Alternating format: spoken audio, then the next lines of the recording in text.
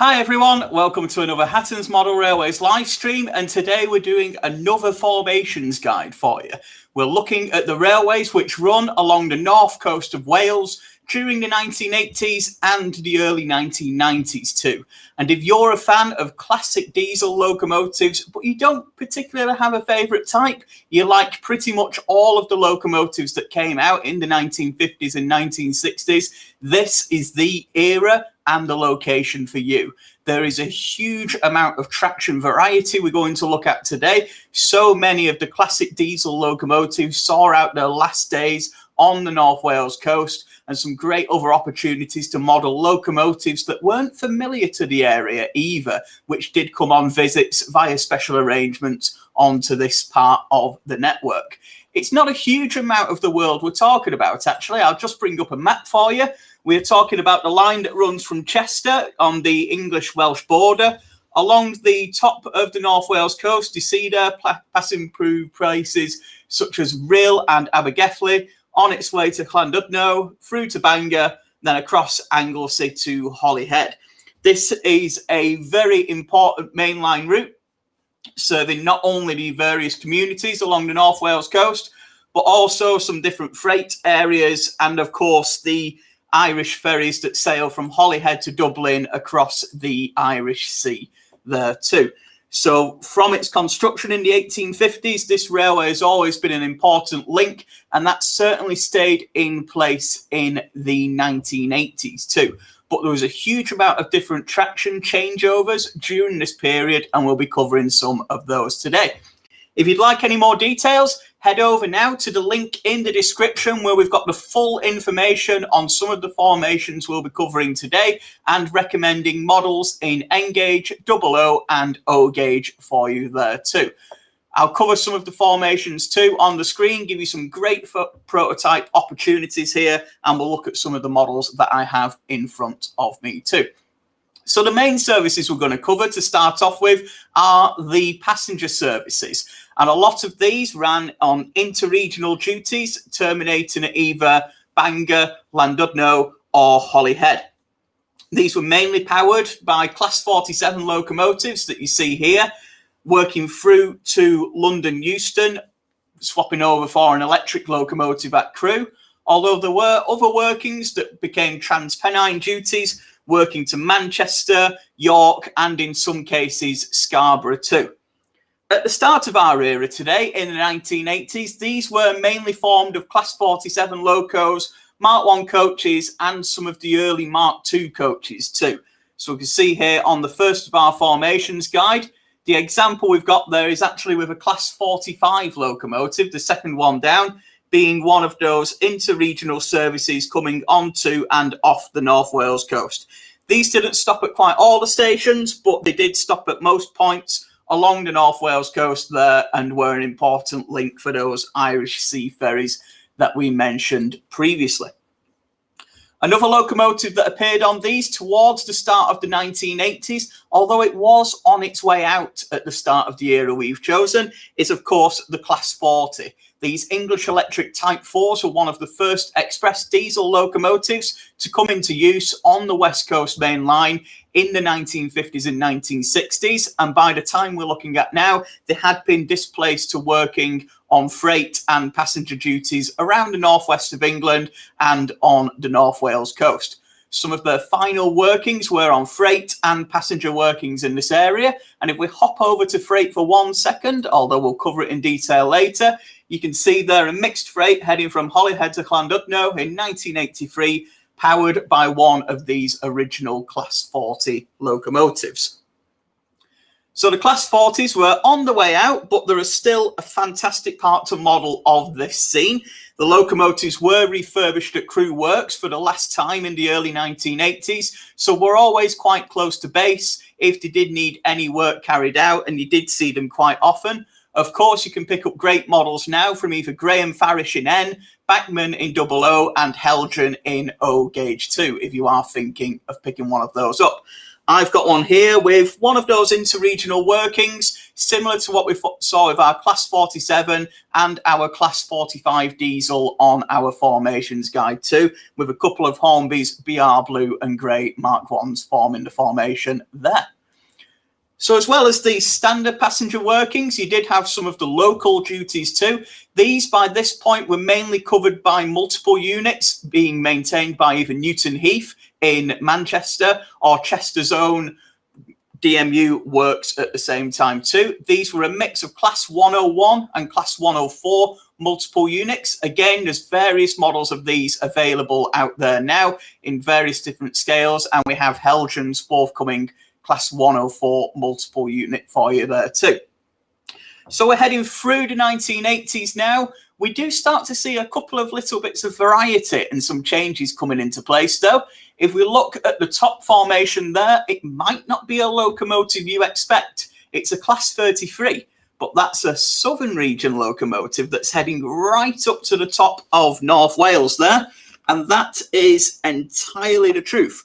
For a number of years between 1985 and 1986, these locomotives had a duty which ran right up to either Bangor or Holyhead, and you could see one of these classic Southern Region Sulzer locomotives working right into the heart of North Wales on an out and back duty, usually from Cardiff, but sometimes a little further south. So they wouldn't hang around in North Wales, but they'd certainly head straight into Holyhead and then head straight back out again. So you could see 1 or 2 33s in there as something a little bit unusual. Another thing I really want to point out to you is it is pretty much fair game for other locomotives too. We can see here at Bangor that we've got not 1, but 2 Class 47 locomotives on this service, which has arrived from England. And these particular services, or some of the services, were actually used to test locomotives being refurbished at Crewe Works. Around, I don't know what to say, to be honest, probably about 400 or so locomotives were refurbished in Crewe Works in the mid-1980s of various different types. We have Class 37s, Class 47s, and Class 56s, and many of these saw their first test runs piloting standard passenger trains, as we can see here on the screen.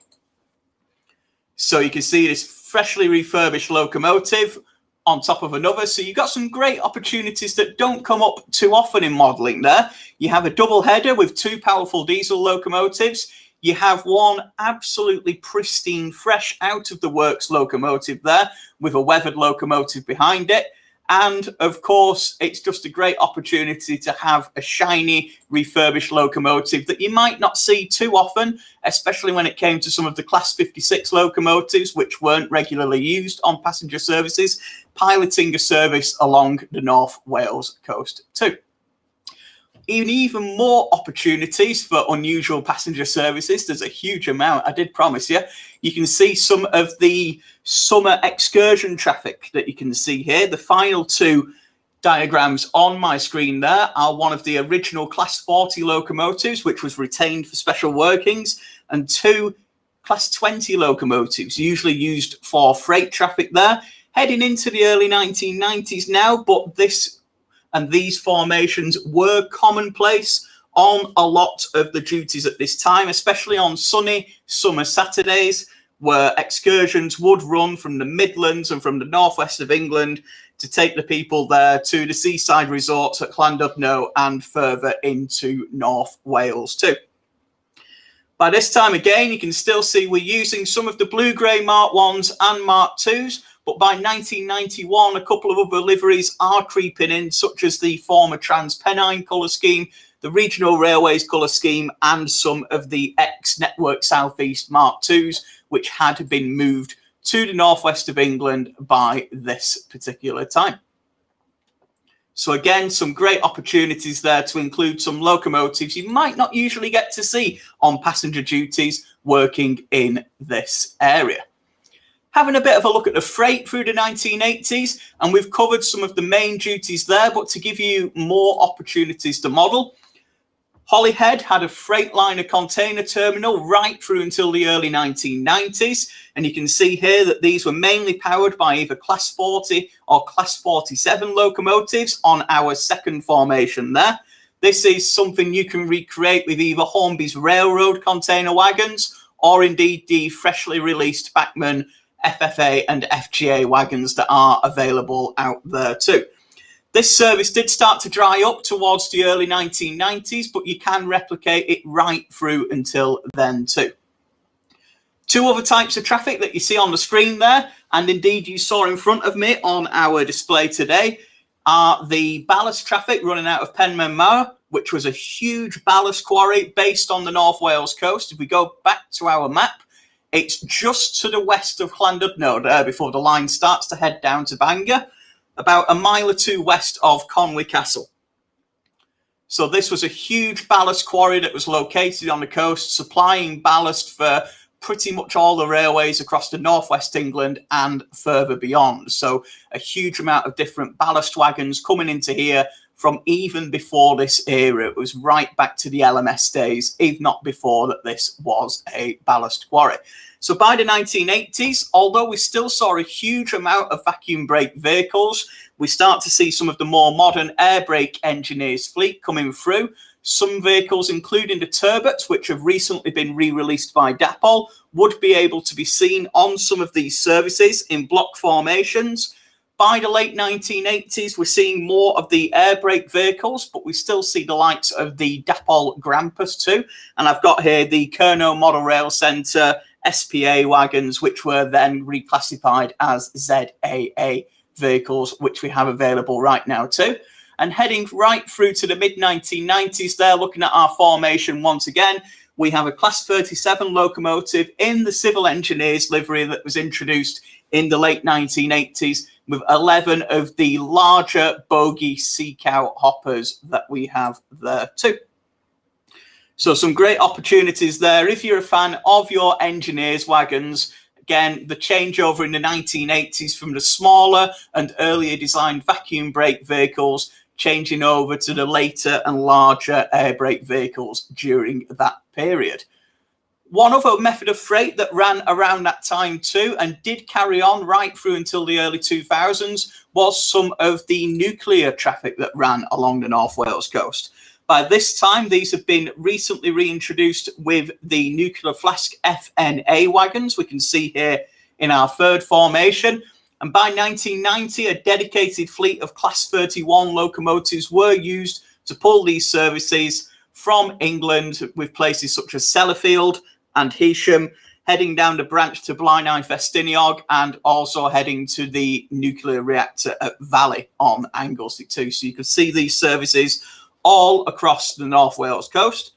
These are quite unusual in that they used former HEA coal hoppers initially as barrier vehicles to protect the safety of the nuclear flasks. And of course, the nuclear flasks are available in N and double O gauge from Graham Farish and Bachmann respectively too.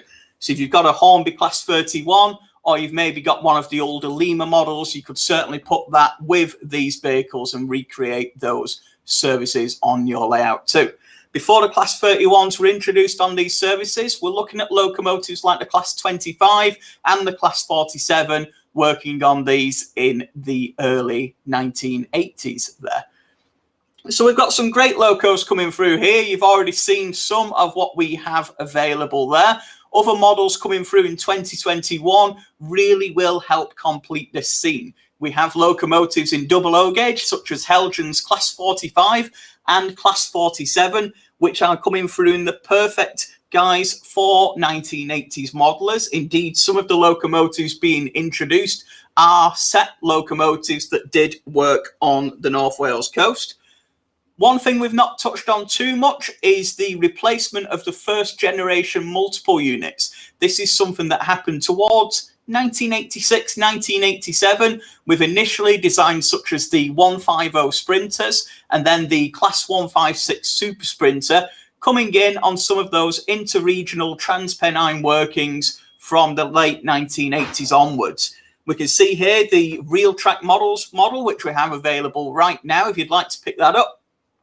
And this is an ideal replacement for some of those longer loco-hauled services that had formerly been formed with Class 47s, Class 45s and Mark II coaches. They were replaced by units sometimes running in pairs, sometimes running in their own, similar to what we see here too.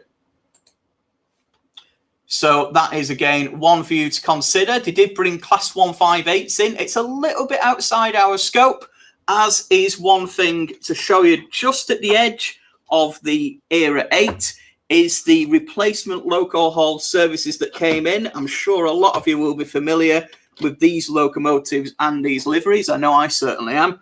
This is the start of the loco haul services, which ran from Birmingham to Holyhead to Llandudno and Manchester, introduced in 1992 with Class 37 locomotives and the Class Mark II coaches in a fully new livery, the Regional Railways colour scheme that was brought in for these services. These replaced some of the earlier DMUs and some of the final other loco hauled services that were running on the line. And although it's really on the edge of our era, with them coming in just before the privatisation of British Railways, it does give you another great opportunity there to add even more colour, life and different types of traction onto your layout too. And just again to show you some more of the opportunities with another freight locomotive here, this rail freight liveried Class 31, seen here at Llandudno station with a rake of blue Mark IIs on one of those summer passenger workings there. So although the standard services on this line would have been quite mundane, it's the extra little bits, and there is a huge variety of them, as you have seen, looking at some unusual freight duties, locomotive testing, some of the summer workings with different formations and unusual locomotives appearing from off region too. As a couple of you have mentioned already in the chat, there were also regular steam rail tours that ran into the North Wales coast from places further afield, and you would see some of the preserved locomotives such as the Flying Scotsman, Clan Line, Princess Elizabeth working on some of those tours from the 1980s, and you still can see them regularly on the North Wales coast to the current day too.